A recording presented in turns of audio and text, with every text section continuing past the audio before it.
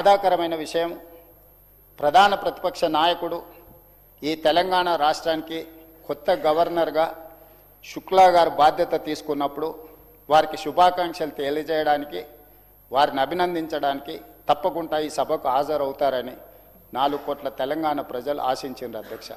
తెలంగాణ ఒక మంచి సాంప్రదాయానికి, అదేవిధంగా పెద్దలను గౌరవించుకోవడానికి తెలంగాణ ప్రజలు ఎప్పుడు కూడా ఒక బాధ్యతాయుతంగా వ్యవహరిస్తున్నారు అధ్యక్ష. కానీ దురదృష్టవశాత్తు రాచరిక పోకడల్ని మర్చిపోక, అధికారం కోల్పోయినా ఇంకా ప్రజాస్వామిక వ్యవస్థలకి రాకపోవడము, సభా సాంప్రదాయాలను గౌరవించకపోవడం అనేది ఇది మన తెలంగాణ గౌరవానికి, తెలంగాణ ప్రాంతానికి ఒక తీవ్రమైన మాయని మచ్చగా మిగిలిపోతుంది అధ్యక్ష. ప్రధాన ప్రతిపక్ష నాయకుడు 1/12/2023 నుంచి ఈనాటి వరకు 28/2/2026 వరకు 1,56,56,674 రూపాయల జీతభత్యాలు పొందడం జరిగింది అధ్యక్ష. 1,56,56,674 రూపాయల జీతభత్యాలు పొందిన ప్రధాన ప్రతిపక్ష నాయకుడు సభకు గైరాజరవ్వడము, మరి ఈరోజు ఈ సభలో మనందరం చర్చించి విధులకు హాజరు కాని వాళ్ళ నుంచి ప్రభుత్వ ఉద్యోగులు, ఎందుకంటే పబ్లిక్ సర్వెంట్ అని చెప్పి డెఫినేషన్ సుప్రీంకోర్టే ఇచ్చింది ఈ ప్రజాప్రతినిధులకు కూడా, మరి ఏమాత్రం విధులకు హాజరు కాకుండా ఈ రకం తెలంగాణకు ప్రయోజనం చేకూరుతుందని మీరు భావిస్తే ఈ సభకు వస్తారని మేము భావిస్తున్నాం. రావాల్సిందిగా తమరి ద్వారా మాజీ ముఖ్యమంత్రి గారికి నేను ఆహ్వానం పలుకుతున్నా అధ్యక్ష. ఈరోజు గవర్నర్ గారి ప్రసంగం మీద చాలా రకాలుగా చాలా చర్చలు జరిగినాయి.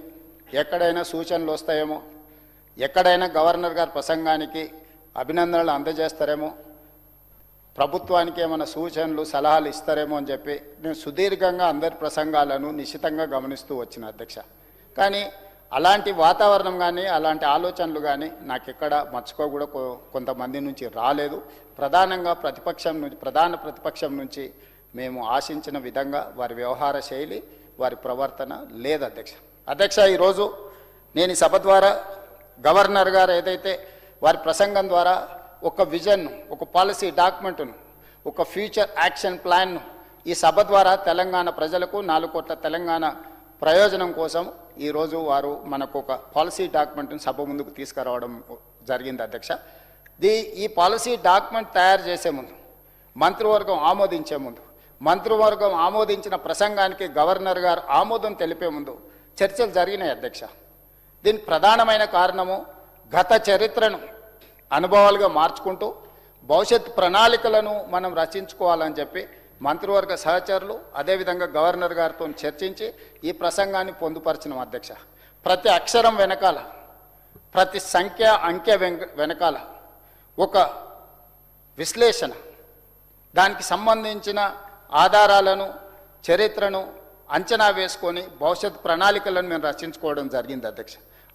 ఈ సందర్భంగా నేను ప్రాతినిధ్యం వహిస్తున్న పార్టీ ఈ దేశానికి అందించిన సేవల్ని, స్వతంత్రం వచ్చిన తర్వాత ఈ దేశంలో జరిగిన పరిణామాలను కూడా ఈ సభ ద్వారా, తమరి ద్వారా 4 కోట్ల తెలంగాణ ప్రజలతో నేను పంచుకోవాలని భావిస్తున్నాను అధ్యక్ష.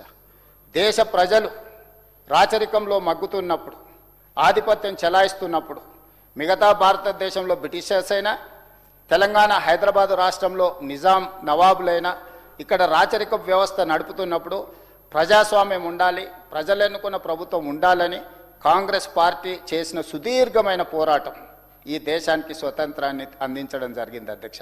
ఆ సమయంలో వేలాది మంది